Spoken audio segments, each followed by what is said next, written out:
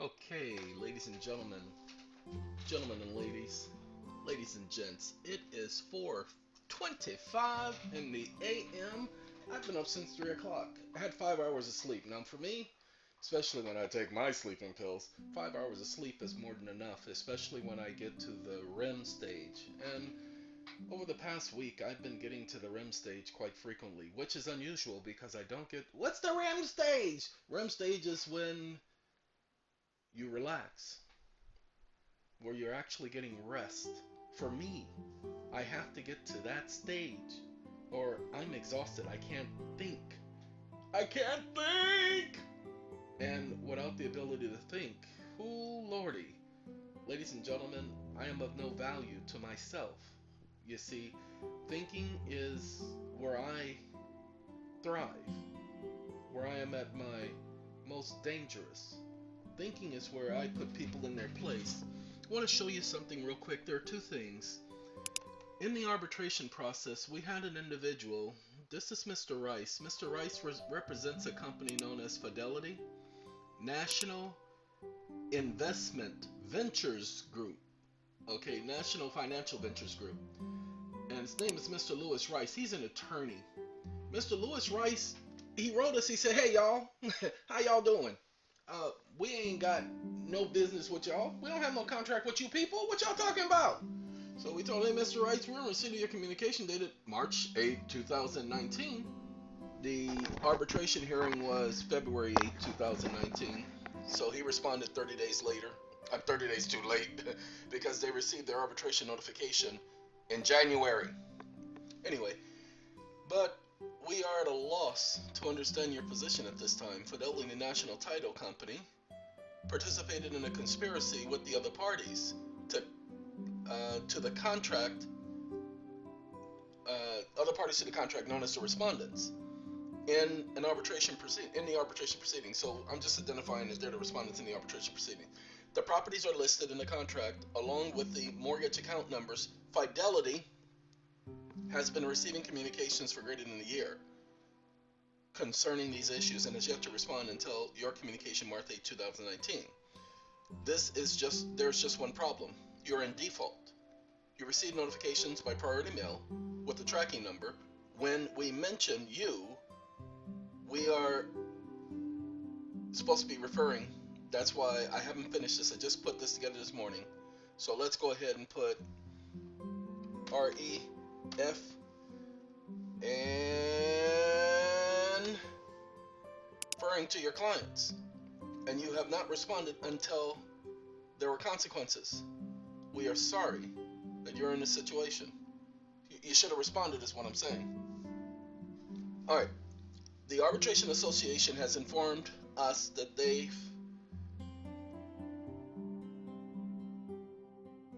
I will take care of this.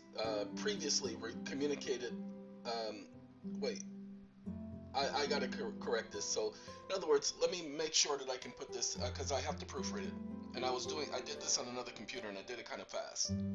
Actually, I'm talking kind of fast. It's like I'm on a natural high. Anyway, ladies and gentlemen, we involved the title company because the title company provides title insurance. Well, we told them, "Hey guys, we have title insurance. We need the insurance claim form." They didn't provide it. Okay, so now you're a conspirator. So we notified them at the same time as we notified all the other parties, and they didn't respond. They ignored us. You know, they have that routine. Ladies and gentlemen, many of you won't get it because it's not dawning on you yet. They responded. Why? Because they sent it to the attorney, not the one who works for them, who thought this was just some gobbledygook, but they sent it to an attorney who recognized the value of the arbitration process. That's why he sent the same letter, 3 separate letters. 1 FedEx, 2 regular first class mail. Why? Why is he going through all of this trouble now? I thought this was gobbledygook. I thought this was junk. They didn't respond at first because he sees how serious the matter is. Ladies and gentlemen, the arbitration award for this particular matter, I'm helping someone. I'm representing someone in this matter. The award was for $60 million per claimant. There are 13 properties involved in this one, okay? So that's why the $60 million. But we're not concerned about what the value was. We're concerned about the fact that, hey, you people ignored us. We've been trying to resolve this, and you people have been ignoring us. You've been treating us as if we don't exist, as if it doesn't matter. And we're saying, no, you don't get to do that. Ladies and gentlemen, we got their attention. However belated it was, so we explained to them, hey, guys, you received notice. We have proof that we notified you. Everything went priority mail with a tracking number. And the fact that you're responding now, saying that you're not aware of a contract, thank you. Because that means that we were sending it to the right place in the first place. Do you guys see? He just validated that they received it. Not too bright, but that's okay. I like the Oracle in the Matrix. Not too bright. Anyway, so thank you for documenting the fact that you received notice. Because other than that, you could have said you never received notice, and then we would have had to prove that we had the right address. Oh, ladies and gentlemen, I do have to explain. That's why I'm doing this video. A lot of people are listening to the videos and they say, oh God, that fool's kind of smart. I mean, he kind of knows what he's doing and what he's talking about. There's a lot going on in my life. I'm trying to help everybody and their grandfather and their grandmamas and their great-grandmamas and their great-great-great-great-grandmamas. And you know how she is, okay? And because I'm trying to help so many people, it's a lot of stress on me because I take this personally. Why? Because if you're damaged while I'm trying to help you, then my conscience says it's my fault. Even though it may or may not be my fault, my conscience says I am to blame. When they get over on you while I'm trying to assist you, it's my fault. So I'm trying to help the person with that matter that I just showed you. That's the person I have an obligation to over all of you. And here's the thing, I put some of you ahead of her. Well, actually, I put you people I'm talking to on video right now, I put you ahead of that person. You didn't deserve that. Okay? So now I'm focused primarily on her situation. Why? Because she's provided ample assistance to me without my requesting it. She's gone out of her way, so I am going to go more than out of my way to make sure. Again, we have a $60 million judgment against 10 claimants. And it's a binding obligation on their part. Why? Because each one of these claimants were notified. They are all part of the same agreement.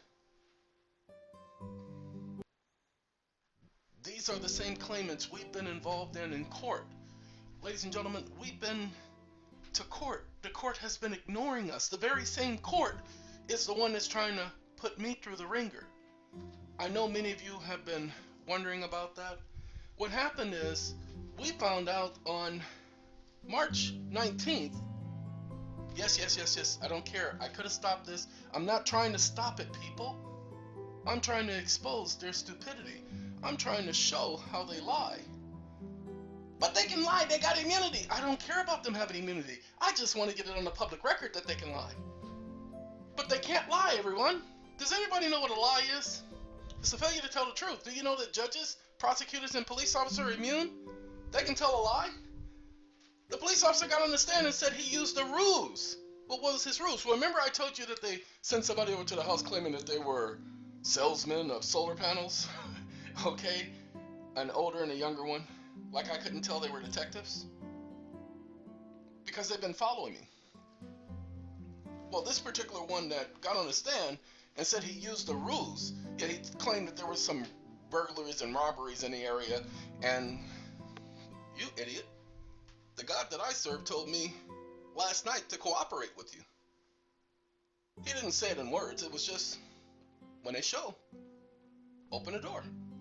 So when they showed up, I answered the door. I knew who they were. I didn't have to answer because they didn't have a search warrant. I did not have to answer the door. They didn't have probable anything to come to that property. but I answered the door on purpose. He said that he had noticed there were burglaries. I said, there's 4 feet of snow outside. You don't see any tracks in the ground, do you? So how could you have noticed that there were burglaries in this area? In other words, I'm letting him know, you're an idiot. See, he doesn't get that during that conversation because he thinks I'm just having a conversation with him. People, they think they're smarter than me. They think that they can outthink me. They think they can out-strategize me. When I told the idiot, do you see any footprints in the ground? In other words, I said, look, fool, I know you're lying. He didn't get that at the time. He doesn't even see me setting him up because he's been a detective for 20 years. He thinks he is smarter than me. He thinks this is one of those television shows where they show dumb idiots answering questions with officers. He thinks I'm just having a conversation because I don't understand what I'm doing. Because remember, the party who represents himself has a fool for a client. So they think I'm a fool. So let me show you what I've done to these idiots. Do you know this idiot got on the stand and said he found probable cause? Ladies and gentlemen, the judge gasped. I mean, she kind of inhaled when he said he found probable cause. They think that I didn't pay attention to that. You morons, who you think is asking the questions? Who you think is cross-examining this idiot? I'm asking him these questions on purpose because I want him to say stupid things like that. Ladies and gentlemen, first of all, the Constitution says that you cannot be arrested, a warrant cannot issue it unless upon probable cause. Well, a police officer does an investigation. Well, the only way he can go and seek a warrant is if he finds probable cause, but the law says he can't find probable cause. Their statutory law says only the judge can find probable cause. The police officer said he found probable cause. Impossible, which means he violated the law. Didn't violate the Constitution, he violated the statute. A police officer does an arrest as a private citizen. He can't find probable cause. He doesn't have the legal authority to do so. Oops, my bad. So, he admitted that he found probable cause on the record. That takes care of that. Then what else did this idiot do? Well, he actually followed me. Here's the thing, we have a probable cause hearing, and because that's the probable cause hearing, but he follows me to the station. I have this 8 sense, not 6 sense, 8 sense, where I can feel people, and I'm not just, you all know that, you can sense when somebody's looking at you, staring at you. No, I feel people staring at me. It's actually piercing. So when I'm walking down the street, I can tell that people are looking at me. So because my eyes, I have a wandering eye, I can see them looking at me. They can't see me, and then I just turn and look right back at them, and all of a sudden they're embarrassed and they're looking someplace else like I didn't see them. Well, I knew somebody when I left out of the house that morning was watching me. I could feel somebody watching me. I could feel someone staring at me. But I proceeded to get in my car and go on about my business. Why? Because I'm not hiding from no one or nothing. And so he follows me to the car. But he talks about how he lost me. I'm not trying to lose him, but I have a way of driving for which if you are following me, you're going to have to reveal yourself. I don't drive erratic. I just change lanes, make moves, slow down to see who's there, who remains there, who doesn't pass me up. I make the right, left, right, left, right, right. You didn't know that, huh? See, most people do, well, they don't understand police officers, but in order to lose a tail, right, left, right, left, right, right. Just remember that. I didn't do that. I just drove. But again, it's natural to slow down because in LA, the LAPD would follow people all the time. And they would often follow me. So I'm used to it. I wasn't trying to shake his tail, but if you're going to follow me, you're going to go through some effort. Anyway, he said he lost me. He didn't understand. So the idiot is on the stand, and I'm just asking him a question. So I do the thing, have you ever lied before? And he says, yes. Well, as I mentioned to you all, police officers can't lie. Judges cannot lie. Prosecutors cannot lie. Why can't they lie? Look up the definition, legal definition of fair. The legal definition says without deception. Ladies and gentlemen, he got on the stand and said he used a ruse. He used a lie. And he says they often do that in order to gain access, in order to gain entry. Ladies and gentlemen, the law says that you have a right to a fair and impartial trial. The whole process has to be fair. They cannot lie during the trial proceedings. The statute is repugnant to the Constitution because it contradicts the Constitution. They cannot lie. Government cannot lie. Why can't government lie? The reason why government cannot lie, everyone, is because the government represents the people. The people cannot lie. The government cannot lie.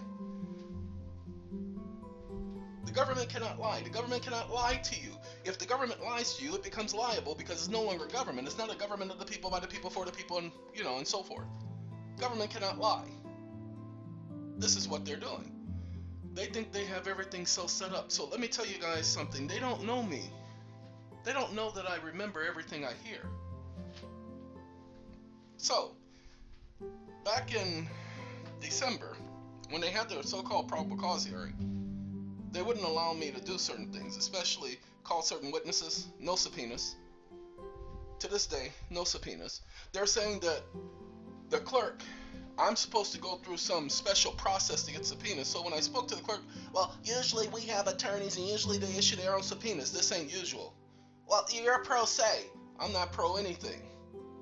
I said I sent subpoenas to you guys, haven't received them in return. Well, how did you send them? Really? So you want to go there? Well, it's just because... Okay, no problem. You know what? I know exactly what I'm gonna do. I know exactly what I'm gonna do. I'm gonna do it a different way so that we get things taken care of. But anyway, ladies and gentlemen, so that you get what happened at the hearing, I told him I do not waive time. I do not waive a single right. They said, okay, we're going to set this for trial and we have to proceed within 60 days. No problem. Let's go. What? You think you're scaring me by saying 60 days? Let's do 20 days. Let's do 5 days. Either way, I'm not waiving time. So she sets it. She says, well, we can set this for, and she said March 19th. I said, no, that's not going to be possible. That's the middle of the month. I travel a great distance to get here. It's going to have to be later. She says, well, we can't do it later than we can't do it the 1st of April because all their jury selections start on Monday. That's the process with the court.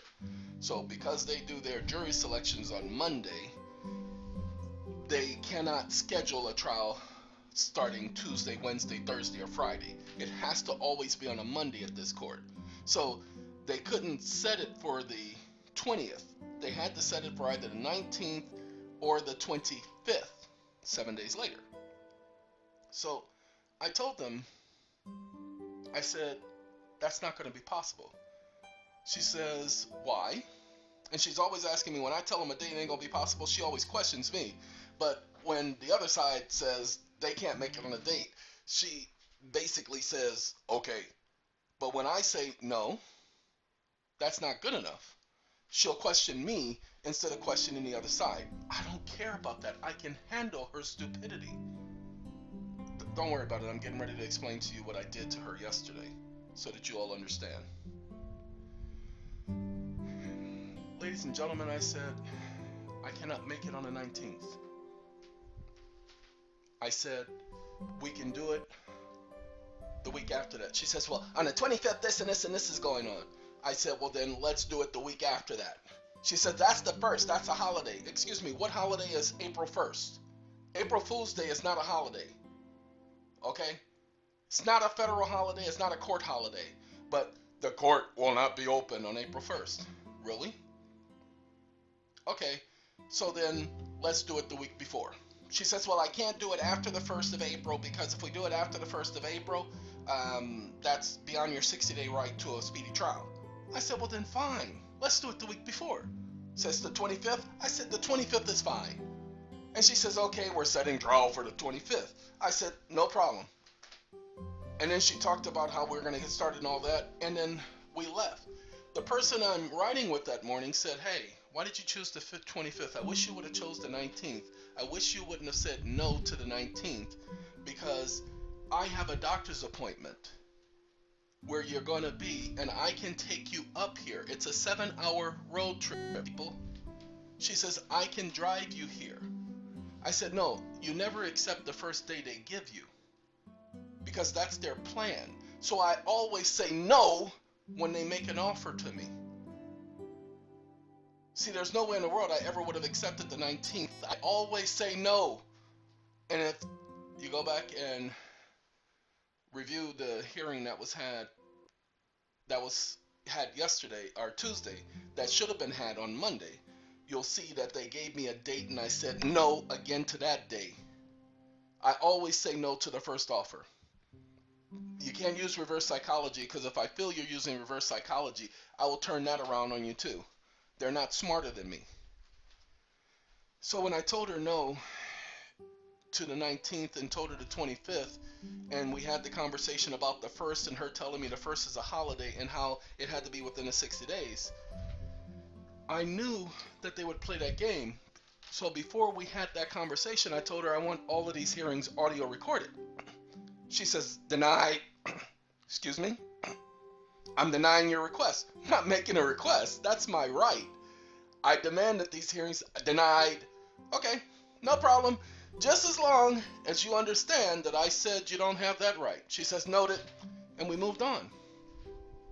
Ladies and gentlemen, I've been doing this for a while. I started in the state of California.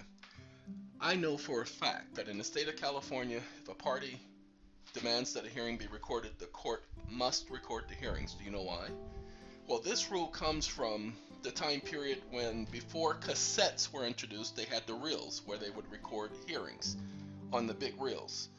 You didn't actually have a right to get a copy of that. That was expensive. So when they came up with cassette tapes, that made it easier. So they had a general rule that if a party wanted to have it audio recorded, they had that right to have it audio recorded. So I demanded to have it audio recorded. For what reason? Because when you have it audio recorded, what the stenographer cannot take down, and there is no right to a stenographer. The stenographer is provided by the court. They pay for that. That's their commercial business. The stenographer is contracted with the court. That's a commercial relationship. That's a commercial business. The stenographer takes away their sovereign immunity because they have a commercial contract with the stenographer and the company the stenographer works for. The stenographer is not an officer of the court. Pay attention, everybody. The stenographer is not an officer of the court. It's a private party. So the stenographer doesn't record the yelling and the screaming or the interruption by the court when you're asking a question. See, they have a policy of interrupting you when you talk because they want to throw you off your train of thought. That's why they keep interrupting you. So I told her, I said, excuse me, but you're interrupting me. Would you please stop interrupting me when I'm talking? Let me finish what I have to say. Because if you notice during a trial, the witness can finish. You see how they do that? I said, no, this is an equal time thing. Then she came back, the law does not require me to give you equal time. Oh, yes, it does. It's called equal protection of law. If you get to sit up here and try to put junk on the record for review by the appeal court, because see, that's why they interrupt you and that's why they do all that talking, because they want the appeal court to see that the record shows this and the record shows that. So she said to me, because she wanted to play that game at a point where she said, well, you didn't say that. I said, because you keep interrupting me when I'm talking. Would you please stop? See, the stenographer is putting that down, but the stenographer, you can't speak at the same time because the stenographer can only take down one voice at a time. Oh, no, no, no, no, no, because you keep interrupting me. So stop interrupting me and we won't have this problem. Okay, and then she sits back like she's, okay, fine. And then she interrupts me again. Would you please stop? We've had that. I had to say that several times on purpose because that record doesn't show the interruptions. The stenographer doesn't include her raising her voice, her not raising her voice. That's why they use stenographers, people. That's why they don't audio record it. See, that's where you cannot see the disrespect. You can only read the disrespect. When the court says there's disrespect, when the court says there's contempt. The appeal court can only go by the review of the record. That's why you ask for it to be audio recorded. You don't have to go by transcripts. There was no law saying that you must adhere to transcripts. So that's why you have to get a copy of the transcripts, and parties have to approve of the transcripts. Ladies and gentlemen, I already understand their game. So in this process, I knew in advance. That's why we had that long conversation about the day I wasn't going to be able to be there, because this is an OR release. They didn't want to do OR release, but they held me for 6 days. No shower, no hygiene, no anything, no bed in a cell. I can handle that. I've been through that before. They weren't hurting me. Okay, I'll give you my fingerprints. I didn't want to give them to you, but I would give them to you. Why? Because it's coercion. After 6 days, it's coercion. I was just waiting because I needed to have them go beyond the time for bringing a person before a magistrate. You see, that's a dismissible offense. It's a denial of due process. Now I get to go with dismissal with prejudice. Why? Well, because these idiots said that I failed to appear on the 19th when there was no scheduled hearing on the 19th.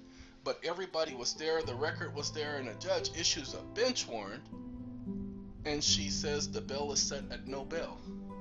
Says that the so-called defendant failed to appear.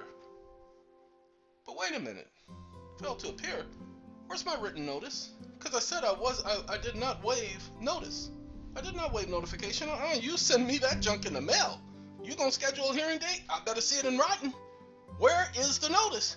Well, okay. No, I don't want to hear it. I don't want to hear it. You're saying I failed to appear. Where is my notice of the hearing? Well, we told you. No, you can tell me all you want.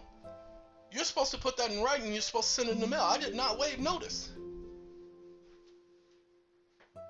I don't waive notice on purpose. No, do your job. Send me notice. Follow the rules. Again, they think they are better than me. I know what their stupid procedures are. That's why I'm highlighting it along the way without highlighting it. That's why I said I do not waive notice, do not waive time, I do not waive a single right. Because I knew that they would do this in advance. I even wrote a motion to the court the day before I went in, put that on the record, letting them know that this is what you have been doing, this is what you're going to do, this is what your plans are, which is why they couldn't proceed. See, I told them what you're going to do is you're going to try to set conditions on my being able to move about. I said, you're going to do this because you're going to claim that I violated the law. I said, however, I'm one of Jehovah's Witnesses. Then I showed them the book of Hebrews, where it says I must be honest in all things. 13th chapter, I believe it is verse 8. I must be honest in all things. I said, now you're trying to interfere with my right to practice religion by claiming that I lied. So I demand a hearing on this issue. Let me explain to you guys what I'm saying to them. Oops. You see, I have a witness who was there. Because when we left, I told you the witness said, why did you not choose the 19th? I wish you have accepted the 19th because I could have drove you up here. I said, no, I'll take the train. I'll take the bus. I will get here. She says, okay, well, and then I told her you never accept the first date they give you. That was our conversation. Ladies and gentlemen, the court came back, and I said, a court, that idiot, that hoe, that prostitute, that slut. That's right, I said all of that because that's what she is.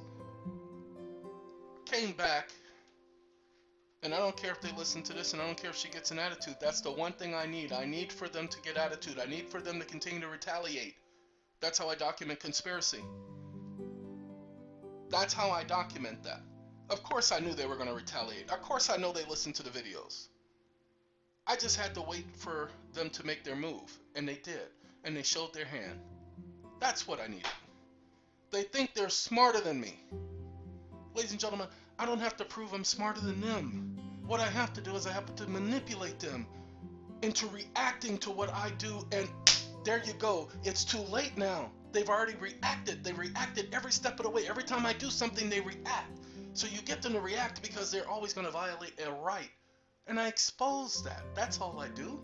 Because the appeal court can only go by the record. So I expose their reaction. I expose their tactics. So I told this prostitute that she lied. I said, because I told you specifically for the 19th I could not be here. Why would I tell you I can't be here and then agree to being here? No, you need to have an agreement on my part for me to come here on that day, because it's not mandatory. Unless I agree, unless the parties agree to be here on that day. I told you I am not available on that day. That was it. And there is nothing on the record saying, okay, I can be there, where I'm agreeing. You're not going to get it. So she has the stenographer read back on the record some information. Sorry. So when we go back, sorry, you had somebody read something on the record? That person ain't under oath? Please stop that. That's not a record. I don't care if she did a loose translation. It's still not the record. The record is, I was here, and I have a witness who put an affidavit on the record. If you want to rebut that affidavit, let's go under oath. Because even I'm willing to testify as to that record. Why? Because everybody who listens to my videos know about my so-called photographic. Well, it's called authentic. No, it's called photographic. Even if it's audio, it's also referred to as photographic memory. Ladies and gentlemen, I remember exactly what people say. I told you, I remembered Ronald Reagan getting on TV back in 1983.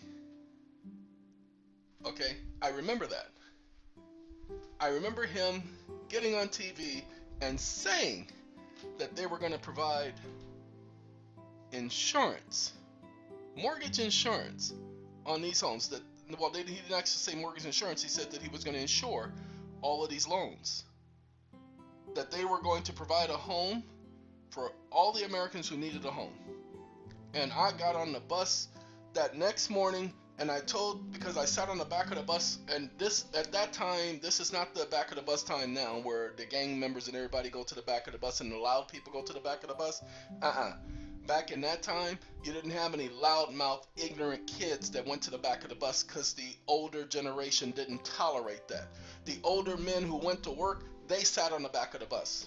Why? Because you don't understand society. Those older black men were used to sitting on the back of the bus. Rosa Parks, anybody? So they sat on the back of the bus because it was a routine, it was a habit.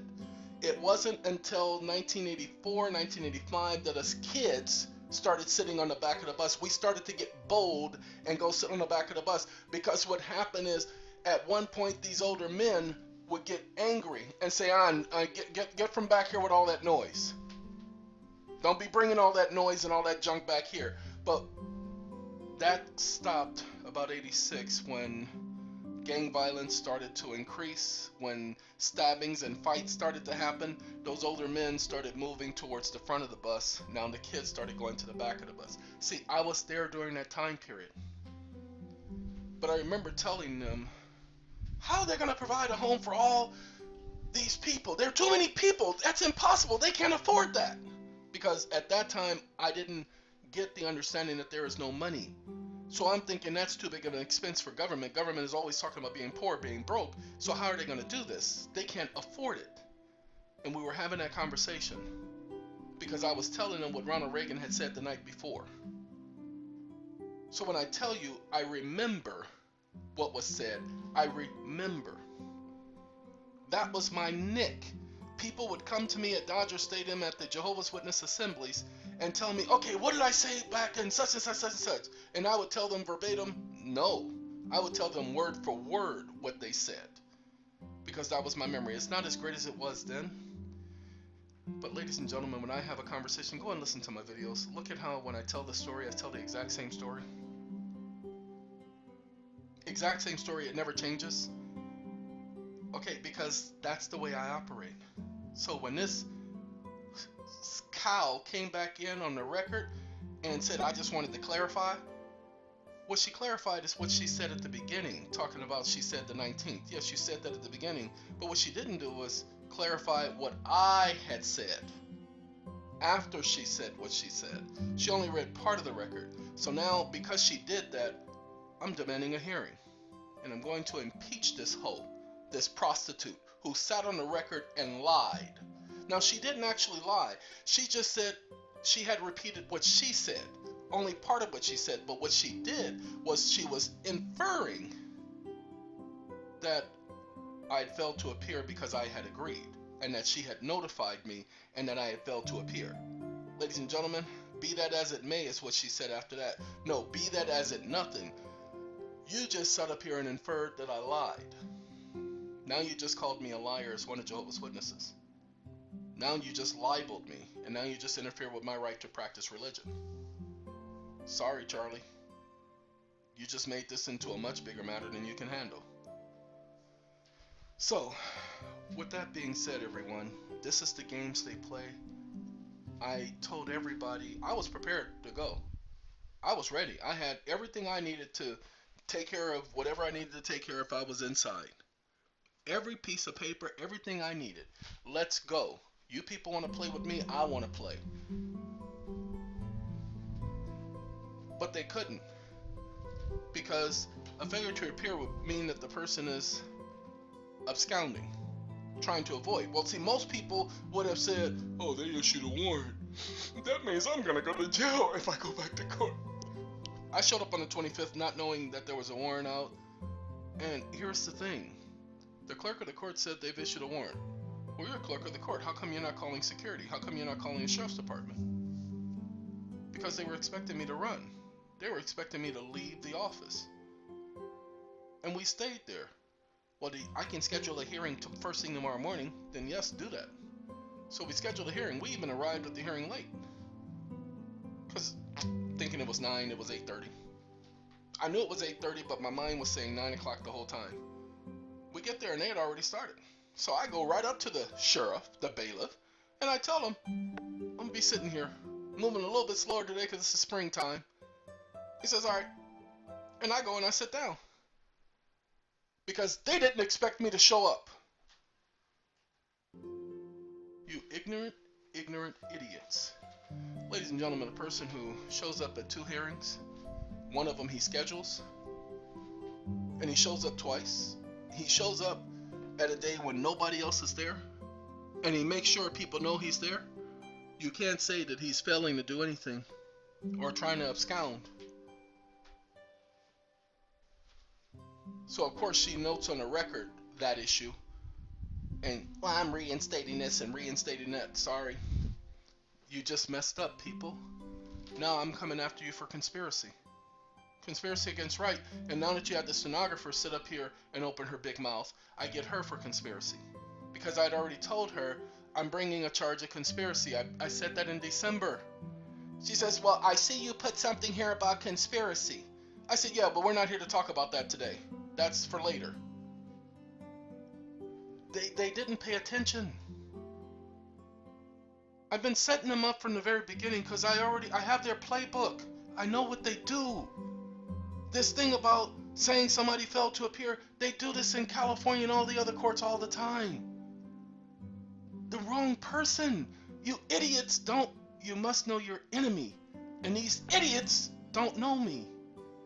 They have no clue because they've never met anybody like me. And I guarantee you there's nobody out there like me. So ladies and gentlemen, I didn't prepare any notes. I didn't prepare any statements. And I'm not going to.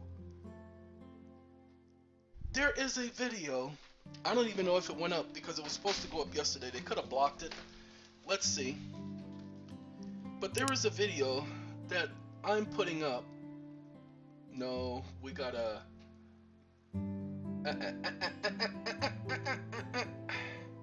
Give me a second, everyone.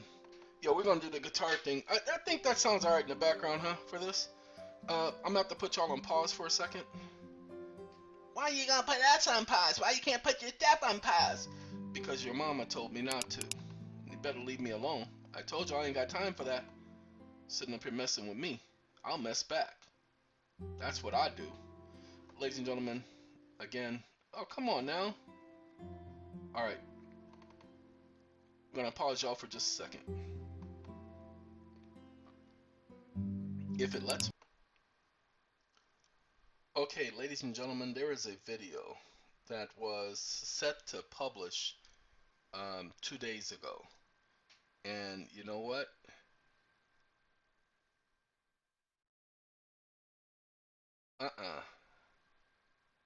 Give me 1 second. I need to find it because it was set to publish. Hey, come on, mouse. My mouse ain't working, y'all. It ain't letting me control the screen. So let me try this again. Oh, look at that. There it is. We finally got control. You really got a hold on me. This video. Uh-oh. I done lost it, y'all. It didn't appreciate what I was trying to do.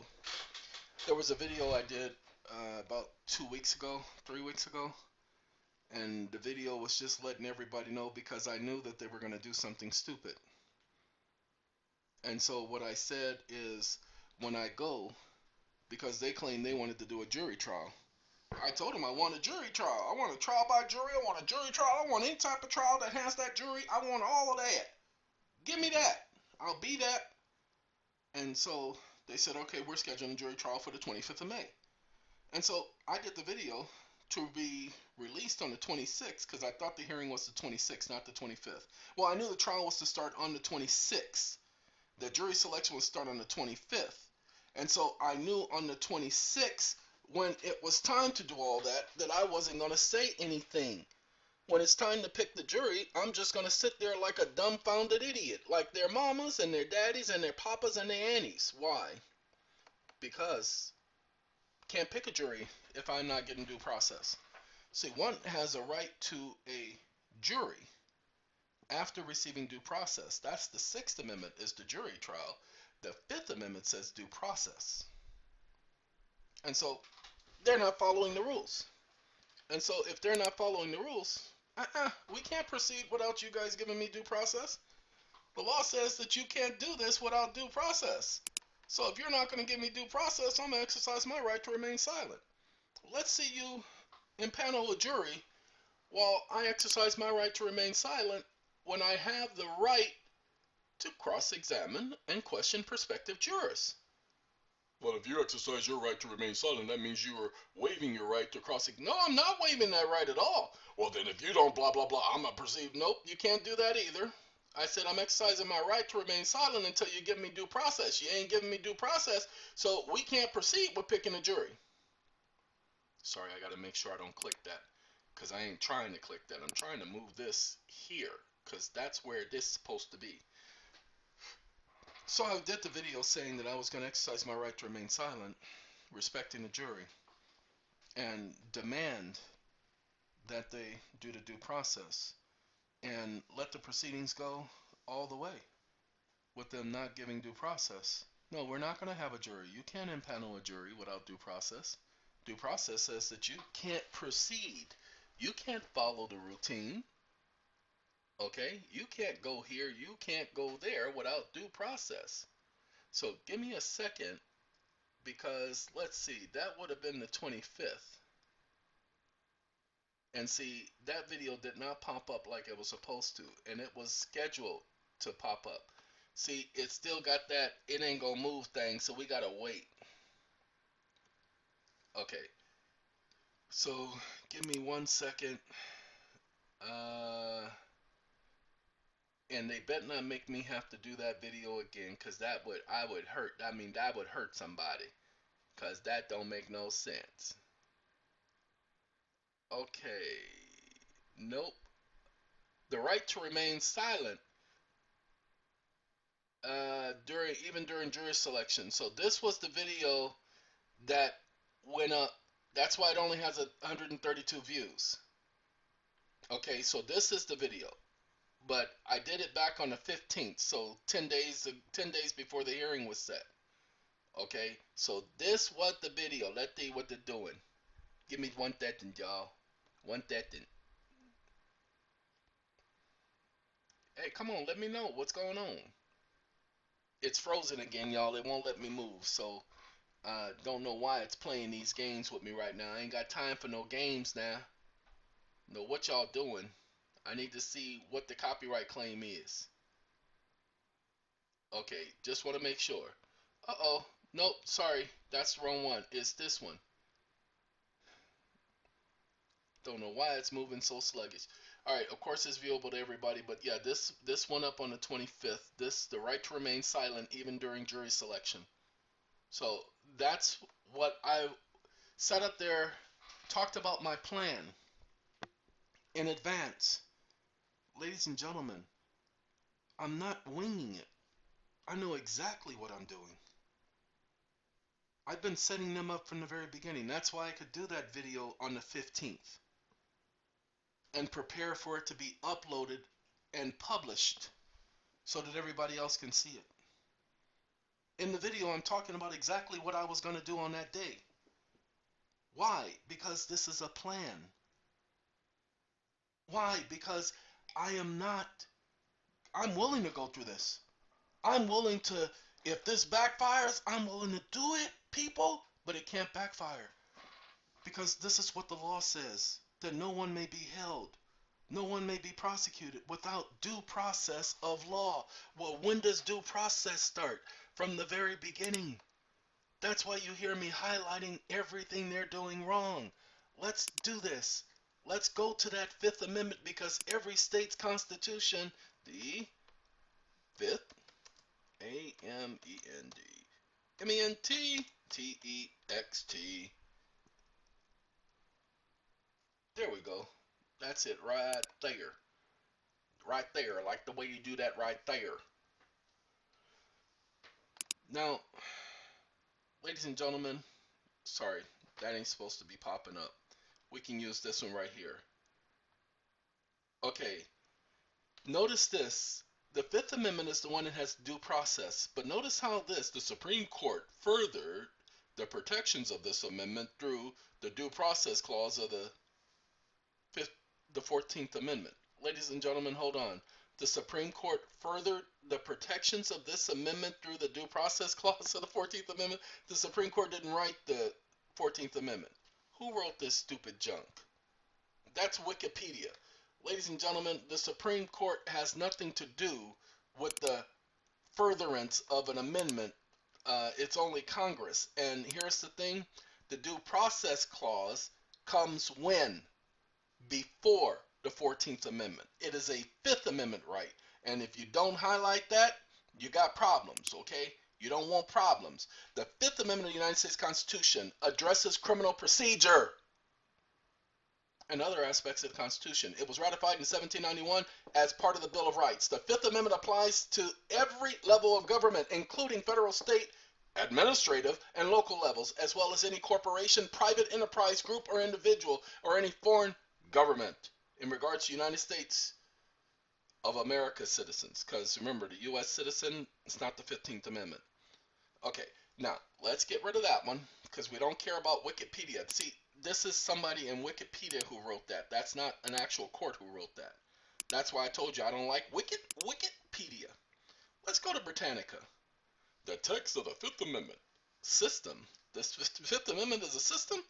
Oh no, this is uslegal.com. But it says Britannica. Britannica?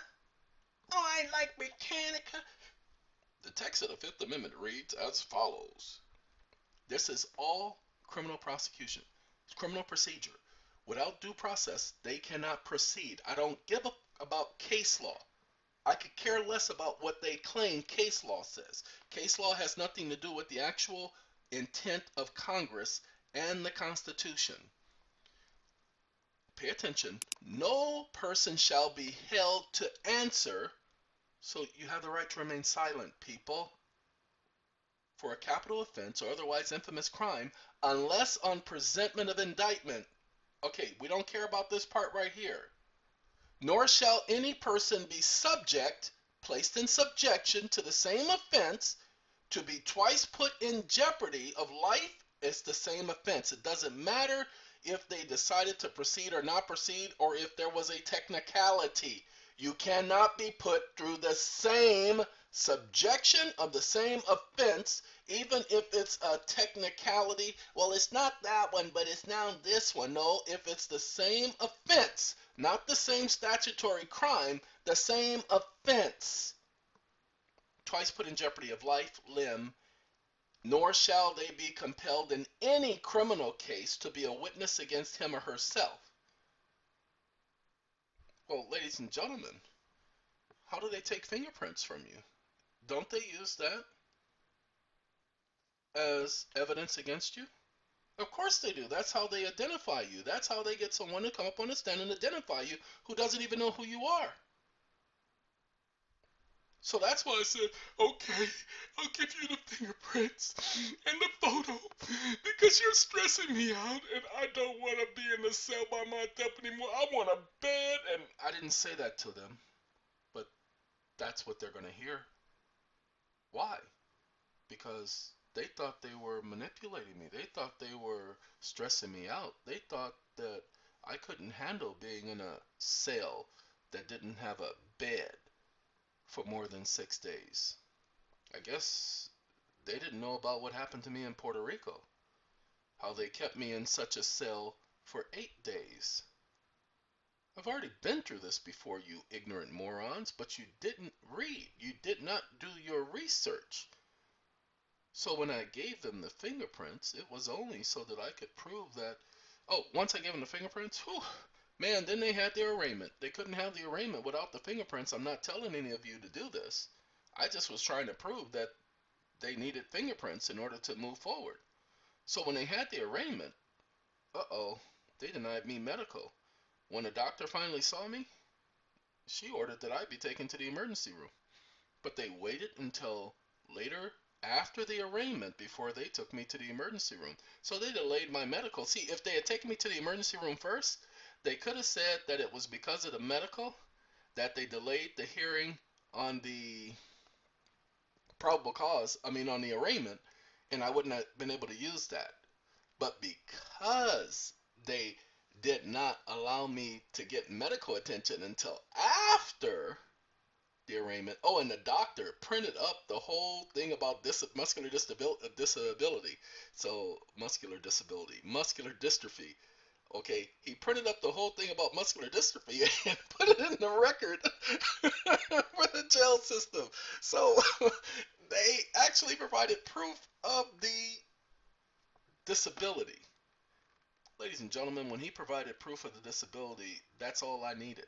And it's in the file, so I incorporated that proof on the official record of the court. What's going on? Why am I telling you all this? To let you know that they, again, think that they're smarter than me. They are not. You see, by sending me to the doctor after the hearing, I get to say that they deliberately withheld medical. This was a court thing. She's saying, well, that seems like something you need to be bringing up with the jail, and I'm not encouraging you to file a lawsuit. Lady, I wanted to say, look here, you ignorant hoe. Ain't nobody talking about no lawsuit, and quit suggesting filing a lawsuit. Why would I want to file a lawsuit? I'm talking about denial of due process. The law says that I have, pay attention, y'all, so y'all get this. To be deprived of life, liberty, this is your freedom. Okay, right here. Cannot be deprived of life, this is your freedom, being held. See, you cannot be held without due process of law. No person, this is no person. No person can be held without due process of law. It means they got to follow the rules. That's what the process is. This is criminal procedure. They got to follow the rules. Nor shall private property, you, me and you are private property, be taken for public use. Well, we are being taken for public use, put through their system without just compensation. Hey, ladies and gentlemen, due process of law, this is your best friend. So what I'm saying to them is, you guys are denying me due process. We can't continue with this. Okay? We can't continue with this. Now, let's do this so that you guys will understand because this is not me talking. This is what they've said.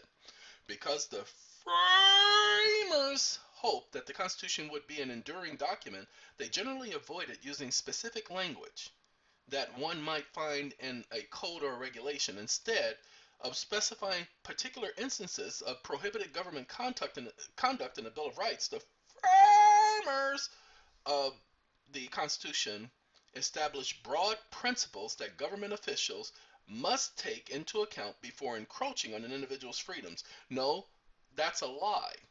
It wasn't broad principles. They were specific. It was limited government. Anyway, in this way, the framers required further generation citizens to determine the Constitution meanings. Ladies and gentlemen, that is a lie. That is a lie. Well, we're going to write it this way so that they can interpret a meaning 8 years from now, 10 years from now, 100 years from now. That is a lie. But this is what happens today because you get lawyers and things and courts doing this. In Marbury versus Madison, you'll hear people talk about this case all the time. The United States Supreme Court, for this idiot that they want to worship, ruled that the ultimate authority in determining the Constitution's meanings laid with the judicial branch of government. Ladies and gentlemen, that is a lie. That is a legal document, the Constitution. The interpretation of the Constitution does not lay with the judicial branch because the Constitution does not provide that. Okay? Pay attention. Pursuant to this power, the courts are authorized to review laws enactment by government officials and invalidate those that violate the Constitution. Now, hold on.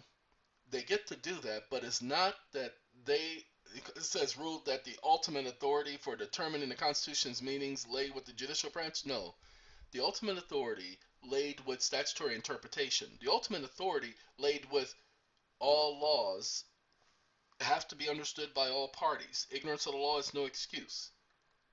So the Supreme Court gets to determine whether or not a law made by Congress is constitutional, whether or not it applies to all the people evenly, squarely, and whether or not it doesn't violate equal protection and due process clause of the Constitution. The Constitution is its own foundational foot. But we know that the courts are not constitutional. All I'm trying to do is prove that, people. All I'm trying to do is prove that they don't follow the rules. All I'm trying to do is prove that there are no rules. Do I sacrifice myself for that, for the rest of you? And for the rest of society? Of course I do. Oh, and then she says she doesn't want to talk about arbitration. Look here, ho. I already have a judgment against you. We don't need to talk about arbitration. I'm coming after you personally. Yes, attacking her personally. I'm going after her personally. Why? Because she's retaliating. Because of the arbitration. Oh, you thought that I was just... No, ladies and gentlemen, God, no. I told you this was a plan. This was a plan. I included this court as part of the arbitration because that's how all of this started. How do rumors get started? They started with the jealous people and they get mad for something they had in somebody else's holding. I'm sorry, Club Nouveau. Ladies and gentlemen, this all got started because I went into that courtroom, that court building, and the clerk of the court gave me a problem, would not give me what I was asking for. I asked them for subpoenas in a civil case and they said they refused to issue them. And we had a civil proceeding, and they refused to issue subpoenas. And so I filed a complaint. Then I did a writ of mandamus in the same court. They ignored it. And I did an administrative writ of mandamus with the administrator of the court. They ignored it. That's how all of this got started. See, they wanted to tell this man. Then I went to the county administrator and filed an administrative writ with them, and they ignored it. Then I went to the appeals court, did the same thing. Ninth Circuit Court did the same thing. The Federal District Court, wanting to show the corruption in this administrative form of government. They ignored it. So I wrote an hour style. No, I didn't write an hour style. I wrote a, what do you call those, closed checking account? I wrote a closed checking account item into the court. And they said that they were going to pursue charges. I said, by all means, let's go. We finally need to get this issue resolved as to what currency is and what currency isn't. You people want to sit up here and want to charge people for doing the fake checks? Well, knock yourselves out. This ain't a check. This is a closed checking account. And then I put in the code. The account remains open for set off and adjustment. Well, you have saying that I owe this? Well, I want to set this off. Set it off on the left, y'all. Set it off on the right, y'all. Set it off. Come on, y'all. Set it off. Y'all know the song? So I told them I was going to set it off. Oh, we going to set something off in this mother. Okay, so they said, we going to bring charges against you. So I said, okay. Well, ladies and gentlemen, they never came at me for the closed checking account. I waited. I even put a motion into the court. Hey guys, let's go.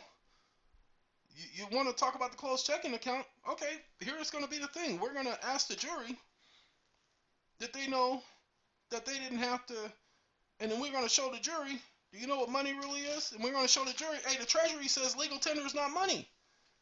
That's what we're going to show the jury. We're going to put this on the record. So, of course, they don't want to play that game.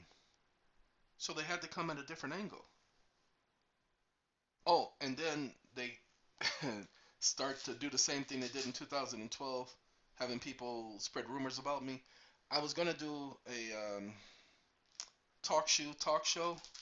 I was going to do my final interview, and it appears that the gentleman who does the show has heard some of the rumors and just decided to cancel the show without telling me and not even communicate back with me. I've written them and said what's going on. We were scheduled to be doing the interview on this day, and so you told me it was okay. Now you haven't communicated with me. There's no hurt feelings.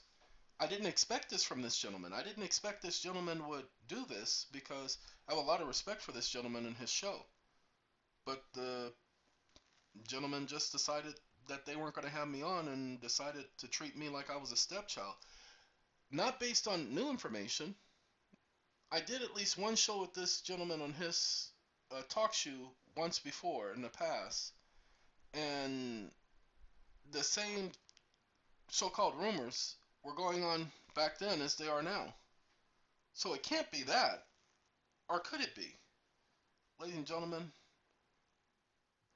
the talk show, I don't have a problem with the person who does the talk show.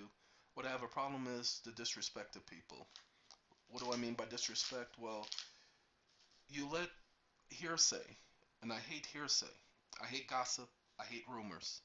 But you let hearsay, and you can't read into the fact that this man, me, is sitting up here causing all of this static, causing all of these problems for these people, and all of a sudden, they want to start with the same rumors that they were talking about 6 years ago, as if it's new.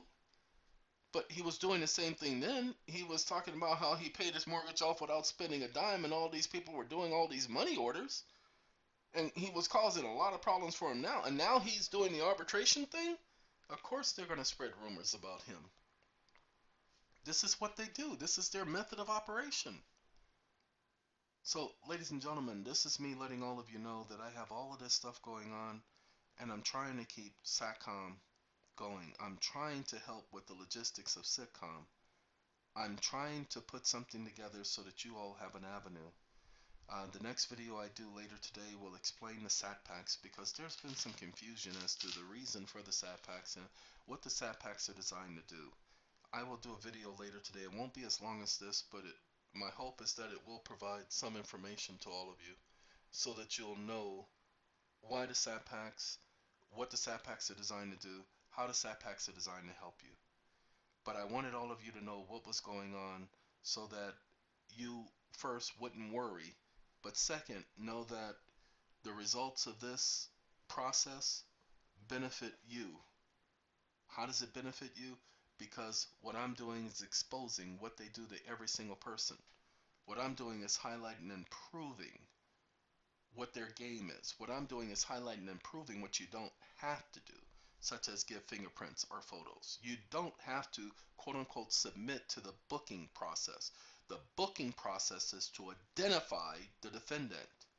Well, if you don't want to be a defendant, and I'm sorry, if you cannot handle the fact that they will retaliate, they will retaliate. They will, let me go ahead and tell you guys what happened, because you all need to know. I was in a jail cell when they first arrested, and they put me in that cell, and the officers kept coming and banging on the door. Now I'm just laying down, and I'm literally laying down and talking to my God in private. Not out loud, but in private. And I'm laying down. They think I'm asleep because I have my head turned towards the wall. And me and my God, Jehovah, we're having a conversation. And, well, you know, I'm basically talking to him and asking him to help me through that ordeal, that experience, because that's who I rely on. And they're banging on the door and pounding, and and one of them is making some suggestions through the door. You know how they do their little stupid comments and little stupid stuff and he's trying to whisper so he doesn't want anybody to hear. And I said, Jehovah, I'm tired of this. And so I stood up and I said, no, I don't want to have sex with you. No, I am tired. I am not going to do it. No. And, you know, and man, if you all could see the look on that idiot's face when I basically told him exactly the facts, exactly enough. And there was no more banging on the doors. There was complete, we're leaving him alone. But the unique thing they did after that is they knew I needed to see a medical doctor. You see, I have a medical disability, so I was supposed to see a doctor within 72 hours. They didn't do that. What they did is they gave me a nurse. See, if there's not a doctor available, and they told me there wasn't a doctor available, they're supposed to take me to the emergency room. They didn't. They waited 5 days before they transferred me to another facility, and then 2 days after that, sending me to an emergency room. Oh, I'm sorry, I should have told you guys. Ladies and gentlemen, I got released from their stupid custody from the emergency room. They didn't take me back to the jail and book me out from the jail, which is their procedure. No, they released me, brought my clothes to the emergency room, and gave me my stuff at the emergency room. That's how backwards this was. So when I say you don't have to worry about me, I've been setting them up from the very beginning. I've been going after due process from day one. Why? Because according to the law, they can't proceed without it. They can't put me through the process without it being due process. This is the procedure. Well, what does due process mean? Well, why don't we do this? Uh-oh, where my mouse at? There my mouse is. Why don't we do this? Ladies and gentlemen,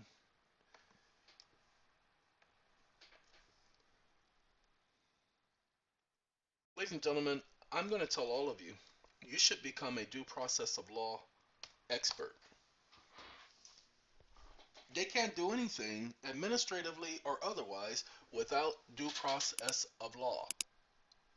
Due process, the legal requirement that the state must respect all legal rights that are owed to a person. Due process balances the power of law of the land and protects the individual person from it.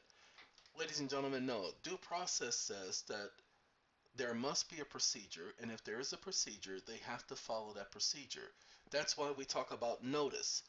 The fact that you are to be notified of a situation prior to being put through some type of stupidity. You know, they can't just violate the due process right. They must follow the process. Okay? I like this right here. It says this clause limits the powers of the state. That's right, because they can't just do whatever they want. You have the right. It is due you. People, do you understand? This is your due. This is your right. You have this. You possess this. You possess the right for them to follow the process. Due process of law is a constitutional guarantee that prevents government from impacting citizens in an abusive way. In its modern form, no, in its form. Due process includes both procedural standards that courts must uphold in order to protect people's personal liberties and a range of liberty interests, freedoms. They cannot put you through the process without due process. This is why due process should become your best friend. Everybody and their grandmama gonna be giving me their opinions and gonna be trying to tell me what they think due process is. Please understand, I'm the one doing the video. I'm the one telling you the angle. Go and take a look. Nobody else has done this before. Go and look for a video on due process. Oh, really? You want me to? Okay, fine.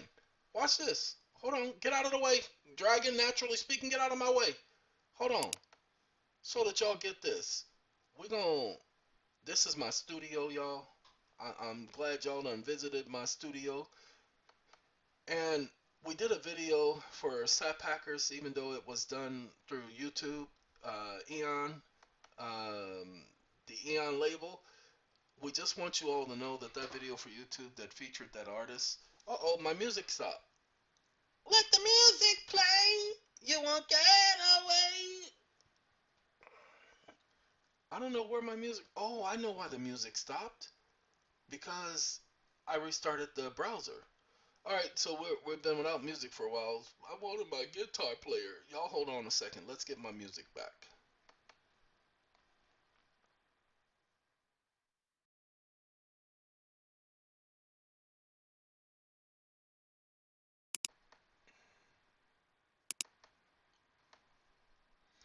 Okay, got my music back, y'all.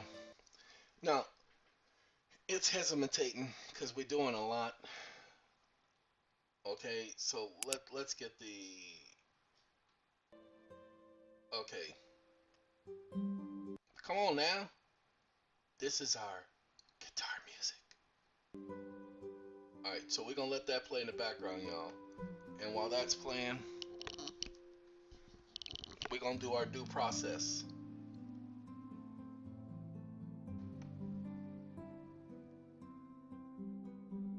Just want y'all to see. Give me a second. So that y'all can understand that there's a method to my madness that is different than everybody else.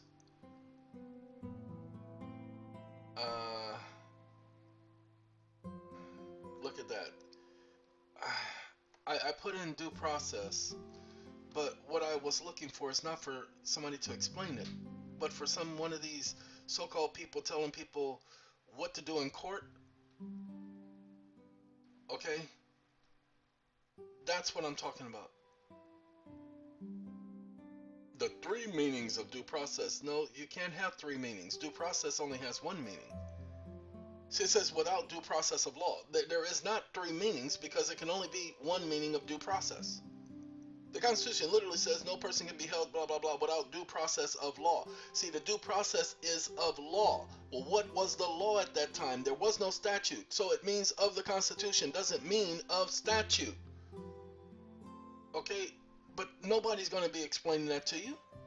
Due process clause comes from the Constitution, doesn't come from somebody's mind. Now, I'll give this person his credit, and I'll give this person their credit. This was a year ago, so I'll give this. What is due process of law under the Constitution and the Supreme Court? So I'll give this person a little bit of credit. Oh, look at this. Lesson 20. What is due process of law? And it shows this right here. Okay, I'll give this person and this person their credit because they're actually talking about it. Uh-oh. But here's the problem. What is the 14th Amendment due process clause? Excuse me? No, we're talking about the 5th Amendment because the 14th Amendment is a completely different due process. Okay? We're talking about due process of law according to the 5th Amendment and what its intentions were. Did they create another due process of law by the 14th Amendment? They could not have. Due process of law is due process of the law. What is the law of the land? Is it not the Constitution? Is the 14th Amendment part of the Constitution? No. What do you mean the 14th Amendment is not part of the Constitution? You said 14th Amendment. No. We're talking about the actual Constitution of the United States. The Constitution of the United States is the Bill of Rights. Go back and look. United States Constitution, those other junk that was added, those are amendments. Well, they call it the first, second, fourth, fifth, sixth. Yes, but the Bill of Rights was the Bill of Rights. They called it the Bill of Rights. The Constitution is an equitable document, people. Constitution of the United States is a document made in equity. That's why you have it as a bill. Don't get me wrong. It is a bill. It says it right there. That's why they're called a Bill of Rights. I'm just a bill. Yes. That's why Congress acts in equity. Because the people who created the Constitution, these were all business and lawyer men. When they did that, they knew what they were doing. You just didn't know what they were doing. Your parents didn't know what they were doing. Your grandparents, your great grandparents, your great great great great great great great great great great grandparents did not know what they were doing. And that's because they were senile by that time. They were that old, and so they just, okay, just the facts, people. So, again, my issue is due process. I will get my due one way or the other. And sorry, I may have to go through some bumps, but I've already calculated that. You have to be willing to accept the consequences associated with an action. I know what I'm trying to do, so I know what they're going to do. That's why I was prepared if they wanted to take somebody in. That's why I was trying to shore up everything, make sure everything was in place. All right, thank you, ladies and gentlemen, for your assistance and letting me come in and help you out and talk to you and tell you about what's going on. So when you're trying to email, when you're trying to text, when you're asking those questions and you're thinking that I have time to be responding to you, ladies and gentlemen, I'm trying to do so much to help so many people, and so I can't respond to each of you individually. I know that you want that, but you're not going to get it because I don't have that type of time. And no, not just even for you. Lord have mercy, if only you knew. All right, thank you all for joining us. Have a good day. Have a good evening. But it's only 5 o'clock in the morning. Then goodbye. Have a good one of them. All right, adios.